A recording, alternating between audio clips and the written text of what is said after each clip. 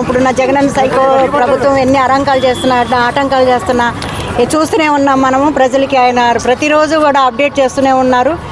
ఇంతలాగా మన ఆంధ్ర ప్రజలకి ఆయన ఏంటి, ఏది నిజమో ఏది అబద్ధం అని చెప్తూనే ఉన్నారు. మనం అందుకని చూస్తూనే ఉన్నాం. దేశాన్ని కాపాడుకోవాలి వన్ సైడ్గా మనం బాబు గారు జైల్లో ఉన్నప్పుడు కూడా మనకు రఘురామరాజు గారు ఎంత కృషి చేశారో మనం చూస్తూనే ఉన్నాం. అలాంటి రాజుగారికి సీటు రాకపోవడం బాధగా ఉంది. ఈ సీటుని మేము రాలేదని చాలా ఖండిస్తున్నాం, చాలా ఆక్రోషంగా ఖండిస్తున్నాము.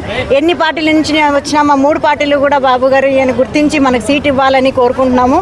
ఈ ఊరికో మాకు ఇప్పుడు సీటు ఇవ్వకపోతే మాత్రం ఇంకా మేము ఉధృతంగా చేస్తాం, పోరాడతామని చెప్తున్నాము. RRR గారికి రావాల్సిందే సీటు. మేము అందరూ చాలా మనోవేదనకు గురవుతున్నాము. ఇంత ఫ్రంట్ మీడియాలో ఫ్రంట్ ఉండి అతను బ్యాక్ ఉండి చేయలేదు, ఫ్రంట్ ఉండి ఎంత ఫైట్ చేశారు. అలాంటి రాజుగారికి సీట్ రాకపోవడం బాధగా ఉంది. వెనకాల వచ్చి కాండువాలు కప్పుకున్న వాళ్ళు ముందెళ్తున్నారు. రాజుగారికి ఇంత అలా ఉండి రాజుగారు ఇంత సపోర్ట్ చేసి తెలుగుదేశానికి బీజేపీకి కానీ వన్ సైడ్గా ఉండి మనం ఇంతలా కష్టపడి చేస్తున్నా కూడా మనకి ఇన్ని గుర్తించలేదంటే బాధగా ఉందండి. RRR గారికి సీట్ ఇవ్వాల్సిందే. మేమంతా వెనకుండి నడిపిస్తాం, మేము వెనకాల ఉండి చేస్తామండి. జై జై రాజుగారు.